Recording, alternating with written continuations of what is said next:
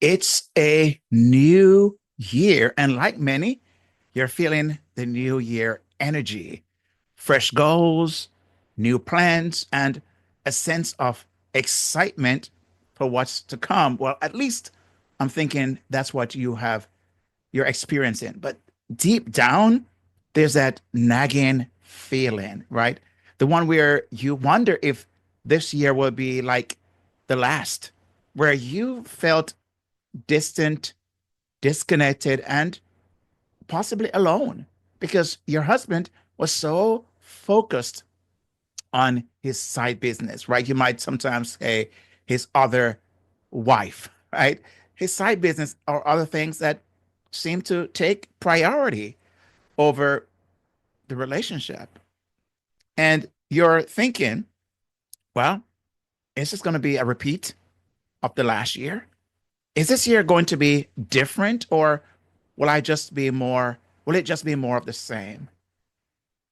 Well, maybe you're thinking about that. Maybe what I'm just saying is like, it hits you, right?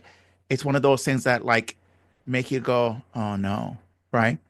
Well, hang on. There's some good news I want to share with you in this video. So I want to say that I get it, right? That feeling of isolation can be overwhelming, especially when it seems like the the emotional connection between you and your husband is slipping away. If you've ever felt disconnected, lonely, or like the spark in your marriage is dimming, and I want to let you know that you're not alone. This is exactly why you're in the right place. That's why you're listening and watching this video because you're hoping that possibly something I might say, which I do hope, will be helpful. Now, if this is your first time on this channel, I want to say welcome. I'm Kingsley Grant, a licensed marriage and family therapist and a certified relationship coach. So, what you'll hear from me is partly from my almost 2 decades of professional work with spouses like you, and from my own marriage of 39 years as of this video recording. Yes, 39 years. Now, I know I don't look it. Well, you might say otherwise, but I hope you would agree with me. Now, so as you can imagine, I've had my share of ups and downs in our marriage. I must give credit to God for his grace and mercy because I believe that that is the most important thing that has led to us, my wife and I, being able to get through some tough spots, as you can imagine, in our marriage. And I'll share more of that in this video. Now, at the end of this video, I have a free gift for you. 5 proven steps to a happier marriage. And you could fast forward this video and get that information. I know some people do that or will do the cheat way on how to secure your copy. But I want to assure you that listening and watching this video will make you appreciate the guide a whole lot better. So I would suggest that you be one of the smart ones and the wise one to kind of watch this video to the end, and then you'll see why I say that. Now, I hear this from so many wives. My husband's working all the time, and I'm left alone to handle everything else. I feel lonely even when he's around. Now, would that be your story as well in a brief synopsis? Would you almost agree with that to some degree? Does that resonate with you? Now, here's what happened. The external challenge is that your husband is focused on creating this side hustle, this side business, leaving you feeling like an afterthought. But it's not just the external situation, it's also what you're experiencing internally, the struggle that gets to you. Your husband is well intended, well meaning, as you know, and that's why you support him. That's why you even are still in this relationship because you know he's a good man, well intended for the most part. I know I'm not speaking for every husband because there might be things that are so glaring that it's obvious he might not be what I'm suggesting as a good person in that regards. So, but you know, I'm speaking in general in general terms here. So what happened is that this internal feel that you're having, experience you're having, and you start to question your worth, wondering if your marriage is going to end up a distant memory and feeling disconnected from your husband. I mean, you long for more emotional intimacy, but don't know how to ask for it because you've done that. You feel like you just don't know how else because what else can you say?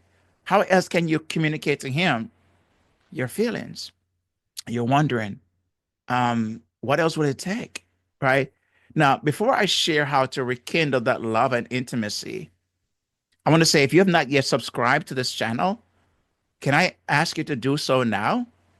And if what you're hearing is making sense, I want you to go ahead and hit that thumbs up button. Let me know that it's at least resonating with you so far. Now, it's interesting that while I'm doing this video recording right now, I'm working on a book at this very present moment. It's in the drafting stage, and you'll hear more about it more about it in the future. That's why I suggest you subscribe to the channel. And the book is entitled "The Joyful Wife." The Joyful Wife. Now, it's seven connection skills to help you to better understand your husband, rekindle love, and deepen intimacy in your marriage. That's what the book would be all about. Is all about. So some of the things I'm sharing here is kind of in that book as well, because I've kind of downloaded some of these thoughts, these ideas, and put it in one place. And I'll tell you more about that because when the book does come out, my goal is by the 21st of January 2025, this book should be out. And if you're listening and watching this after the fact, the more the chance it's there, and it'll be available on Amazon. You can get it from there as well. It's in ebook and printed version. So why I mention that is because I believe that some of these ideas I'm sharing, which I've poured into that book, is what I find will be helpful. And you might hear me say some things, and you may wonder, am I being, taken up for your husband? What about you? What about him and what he needs to do? And I talk about this so often because I get it. You might think that because you've done your part. And, I had one wife said to me recently, this wife said, I'm tired of having people telling us wives what we should do, right? And I get it. I understand fully well. So she's well meaning. I'm not saying that what she said was either a right or wrong thing. I get it. And I would understand that. But here's what I do know. I do know this that you as a wife is more relationship centric than your husband is. Doesn't mean he doesn't care about the relationship, the marriage. And you hear me say this more often than not. He does care. And that's why he's working so hard, maybe long days, long hours, sometimes weekends, because he wants to communicate, or he is communicating that he wants to get this thing done so that he can do the things he wants to do for you and with you.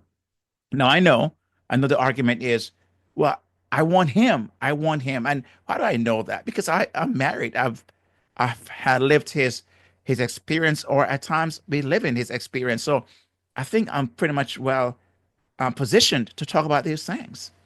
So how do we then navigate? How do you navigate this? I found, like I mentioned earlier, from my marriage of 39 years plus as of this recording, there's one important truth. And I know sometimes I mention this truth.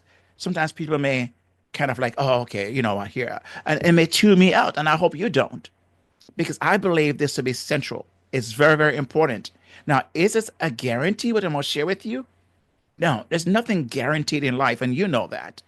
But I believe it gives you a better chance of getting what it is you're looking for in your relationship than not. And here it is. Here's the truth. Embracing the mind of Christ is the fastest and most impactful way for you as a wife to rekindle love, connection, and intimacy in your marriage without losing your peace and your joy.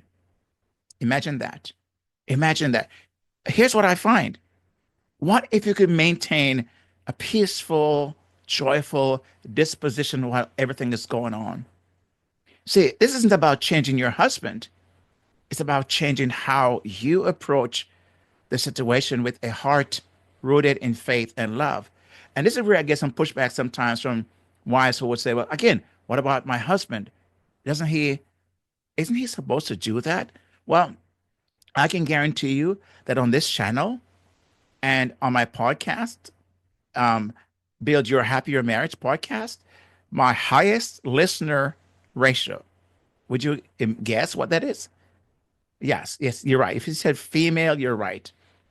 My highest percentage of what of viewers on this channel, I listen to my podcast are female, which it tells you what? It tells you because it makes sense.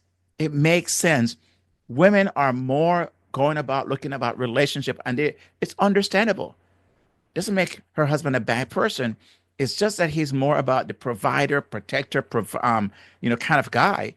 And that's what his mind is. He wants to do as much as he can for his family. He wants them to be proud of him. He wants to hear from them. There's, you know, affirmations, there's validation. Because again, we as men, that's very important for us. So it's not that he is not about the relationship. It's just that it's a bit different for him.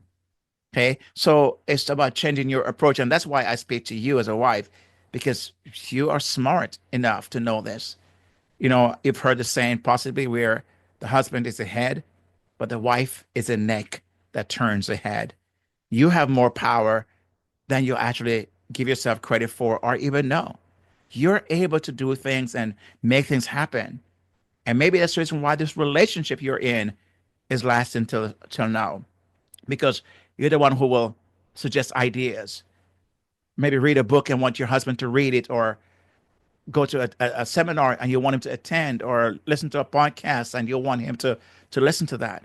Okay, nothing wrong with that. And I believe your husband should take the time to educate himself and become more informed and so on, right? Personal development, I think, is very important.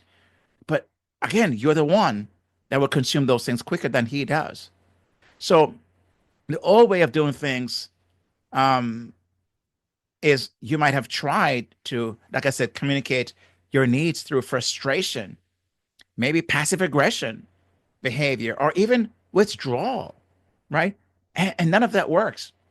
And I don't have to tell you that. None of that works. It builds walls instead of bridges. But the new way, God's way, what I've just suggested about the most impactful way, it invites grace, understanding, and love to lead the conversation, even in difficult times.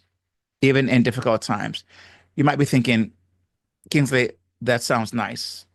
But what if he still doesn't listen? Or maybe you're worried. What if I start doing all of this and it doesn't change anything? Can I say these are valid concerns?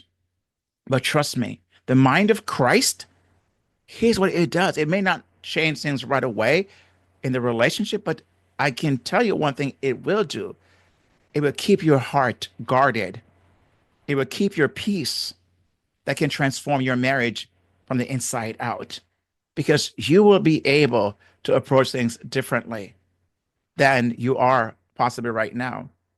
So I understand how overwhelming this can feel, especially when you're emotionally drained from the day-to-day tasks of keeping everything together. But remember, you don't have to carry the burden alone, right? Let God work in you and through you. God wants to do that. I mean, he says, let me cast all your cares upon me and let me carry that for you. So, what can you do right now to begin this transformation?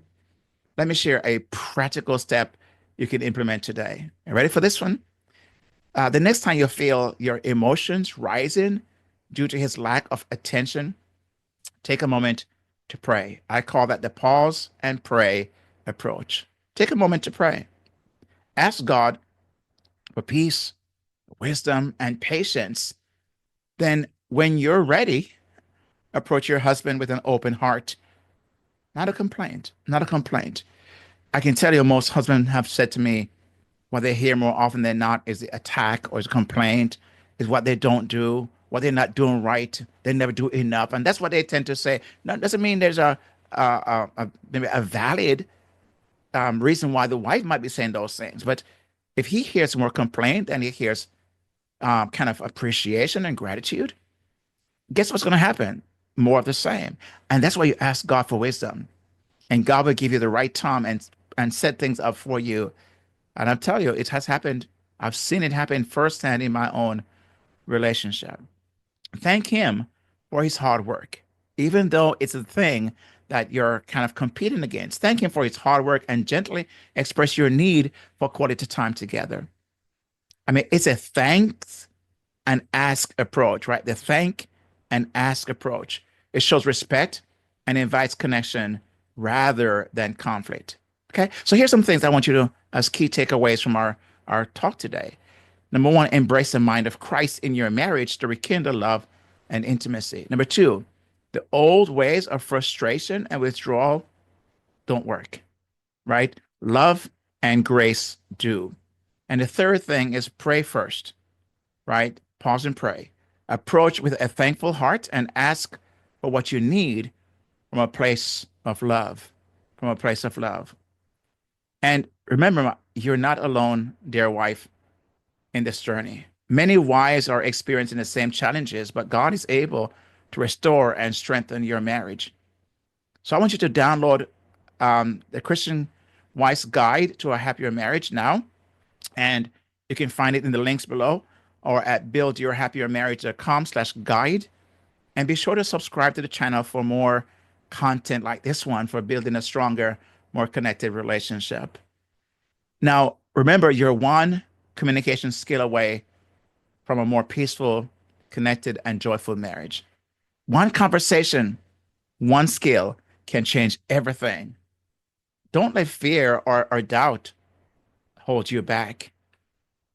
I love Psalm 127 says, unless the Lord builds a house, the laborers build in vain. This is not just about you and your husband. It's about trusting God into your marriage, inviting Him into your marriage and trusting Him to rebuild and strengthen your relationship. Remember, subscribing helps you stay connected with more marriage tips and resources, and hitting the thumbs up shows me that you're finding value in this content. So in the next video, I want to talk about how to stop fighting and start reconnecting with your husband. Imagine that. Hey, stay tuned for that and hit that subscribe button so you don't miss out on anything. Now, God bless you and keep you in your journey to a happier, stronger marriage. And that's my prayer for you. You're not alone. And together, with God's guidance, you, your husband, and we all can rebuild the love and intimacy that we so long for. Okay? So I want to encourage you to just focus on that. Can I just say a short prayer for you? Before I say that prayer, the scripture that comes to mind, Colossians 3, verse 14. And above all these things, above all these, put on love, which binds everything together in perfect harmony. Colossians 3, verse 14. Lord, I ask you to restore and renew our marriages. This person listening right now, for her marriage, for his marriage, who may be listening as well. Help us to move towards more love for our spouses. Give us your love to be patient, and help us, oh God, to walk in peace every moment of the day. And may your grace guide our hearts toward each other. And may our home be filled with your peace. Amen. God bless you. And I'll see you in the next video. Peace out.